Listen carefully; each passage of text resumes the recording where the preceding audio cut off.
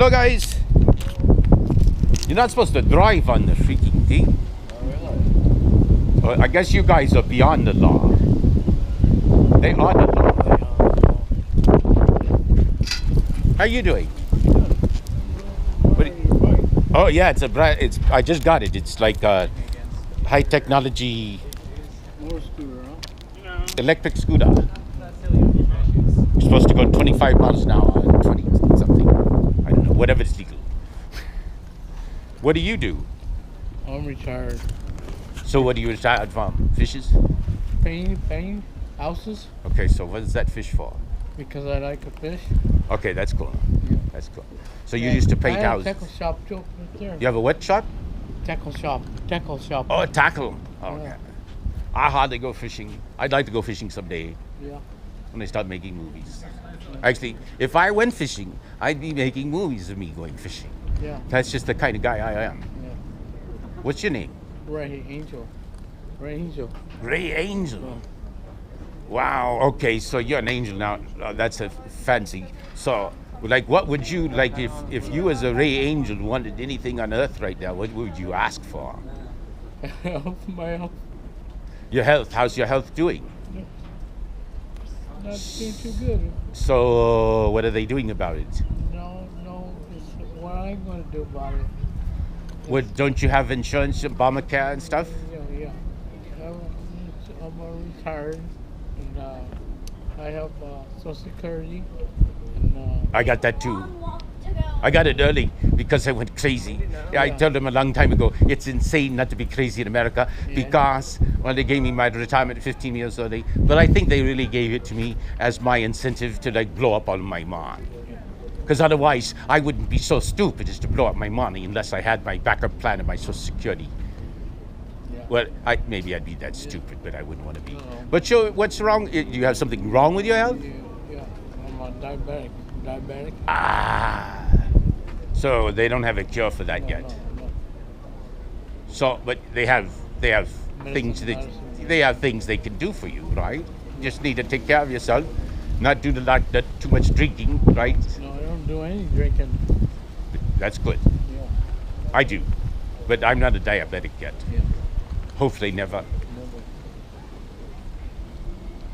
But so health is the most important thing, right? Without health, you're dead, Yeah. and without your life, you're really well. Actually, without your life, there is afterlife. Yeah. Do you believe in that? Yeah. Well, I know there's afterlife in one domain, Yeah. and that is, see this here? That's a movie. And I put you in the movies 10 years ago, and I created a movie of all time. And in the movie of all time, you're an apostle, and you'll be known for thousands of years. Because at first I said 1,000 years, but as soon as we get to 1,000, we get to 1,000 thousands, and that's a million. And a million years is a lot of years to figure things out. And well, when they remember your name in a million and billion years, then you have eternal life. And so, as your body might have passed through the ages and turned into these freaking, do you realize right down there, you can't find it? As a boy in Pasadena, I was next to Caltech, and they started telling me shit. And I didn't go into science and stuff, but I learned this. First they had the molecules, right, and the atoms. And then they started thinking, the electrons, and then the quarks, and then they started going down, and they started going, what the fuck? It's on spinning energy.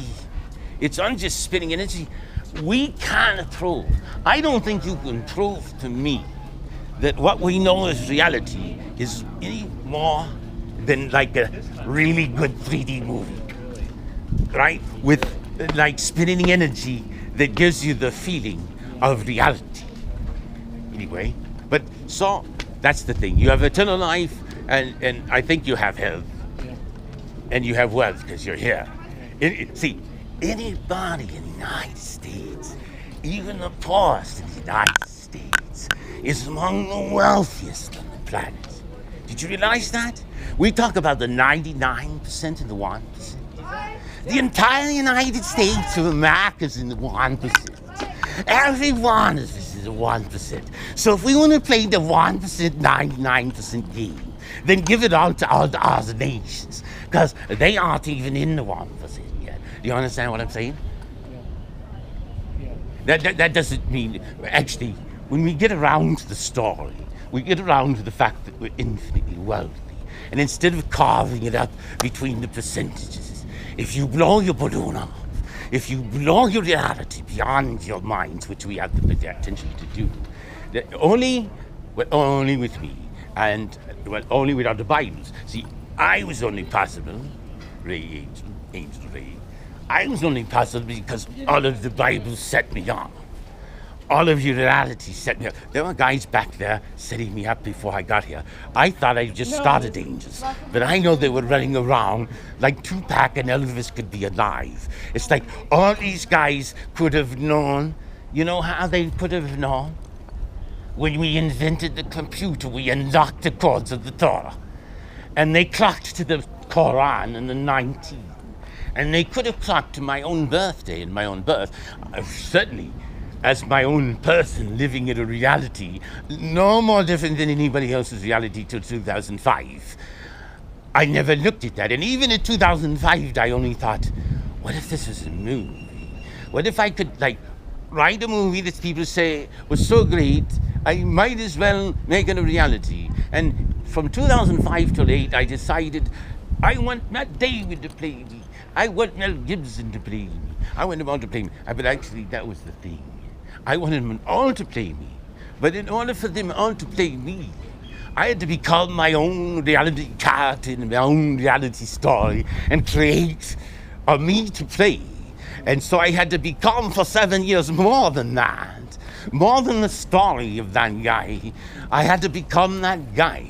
The guy that manifests what? Well, that manifests you. And by manifesting you, what do I manifest? I manifest God. Because God is us, right? And this is when as soon as I figured out, as soon as my brain figured out how to buy the world, I figured out where I got it. I got it from all the guys, because I learned. It's like I was a freaking reflection. And then what I did is I just turned the light back. Imagine turning a mirror back on all those minds and reflecting back to their best sides. And all of a sudden, you knew you had them. I knew I owned them the old-fashioned way. I offered to buy out their enterprise for 5 times. Okay, I offered to buy out the nations to cancel out the debts. That alone had them the old-fashioned way. But I had them through God. And I also had, you know what? Could you imagine a guy in his living room in 2005, sitting retired, taking Governor on, saying, we just got this guy in his living room. He's buying all the enterprises on the planet. He's turning California into a capitalist nation. He wants to buy the United States, or else we're going to succeed and buy China, merge China and India, and the United States is dead. But George, we want you to come along with us. One criteria, one job. We must be able to pardon and retire Osama bin Laden and Al-Qaeda on the desert island. Give them as many virgins as they can afford. And why? Because I'm not going to buy a world with a lot of loose nukes, right? There's no profit in that. And guess what? That would have saved us trillions. I could do the math on your own reality, and that would save us trillions. But by the way, you did the math on your reality, because in 2005, it was slap bam, thank you, ma'am. We have 2 realities at least. We have your old reality and my new reality. And let your old reality play so we see what would have happened. And let our new reality play behind the scenes so we can make a miracle. A miracle, well, guess what? If we all of a sudden had George Bush saying, you know what? Nice plan, but guess what? I know. Jesus Christ, this is fucking it. This is like the Messiah paradox. This is already here. And so, by the way, it wasn't just him. Because before I became my Bibles that I declared to them was Atlas Shrugged and FountIAnHEAD, but really Atlas Shrugged, but Atlas didn't shrug. But see, that was declaring the capitalist fictional Bibles. That wasn't really the Bibles, they were fictional. But then I also declared to them They knew I was a communist because the only political head that he named beyond the business blues was Hu Jintao. And so I knew I had 25% of the vote. Hu Jintao, 25%. I didn't need to clock more than that before they figured out. And then all I had to do is tap my background because the CIA would be all over on me. I was the ultimate terrorist. If they were terrorized by Osama bin Laden thinking about a tower, what about a guy buying out the freaking nation and threatening to move his mind to China? Because that's what I was doing. And so then all of a sudden, then they checked that and they said, oh, he was a communist too. Now, how do you reconcile capitalism and communism? Communism, by the way, never worked. Capitalism, we've proven, doesn't work. How do you reconcile them? Only one way. Only one way. So, first thing is, Marx had a good vision, but he said God was the opiate of the people. Probably true. Meant to be that way. You know why? Because he wanted to keep you all fucking opiated for thousands of years. Because if any kid had come along with such a stupid, simple thing and said, you're all working for the fucking same God, well, it would have been less surprising than this old guy coming and proving it. I mean, I've proved it beyond doubt. I can tell you his name. I can tell you his plans. Well, Allah is his name. I am Al-Haq 51, the 51st name of Allah, the truth, the reality.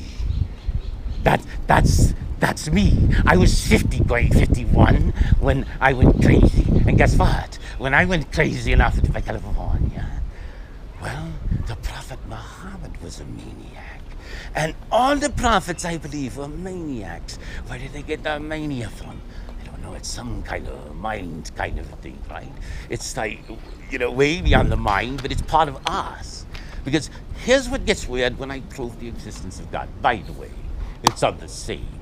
Jews, we're all Jews. Christians, there's no such thing. If Jesus asked people what's a Christian, he would have said, he wouldn't know what a fucking Christian was. He was Jesus, he was a Jew. He was a prophet of the Jews. That's okay. Christianity brought to us a lot of things. And fucking thing up, forgot. God created the Council of Nicaea. God created all that insanity for the religion. And it wasn't entirely insanity because I can explain the Trinity through the paradox of that. But then again, the Prophet Muhammad. But they're all the same one God religion. But then before that, there was Hinduism and Buddhism. And there's those five. And guess what? If I can explain the world to those five, that's why I knew I could buy out the world without buying it out those two ways. I could vote your nations out, I could buy your enterprises out, but I could take out all your people through their religion. Because I'm the guy they've been waiting for. In Hinduism, I am Brahma, the inventor of the universe. And in Buddhism, I am the second coming of Buddha. And in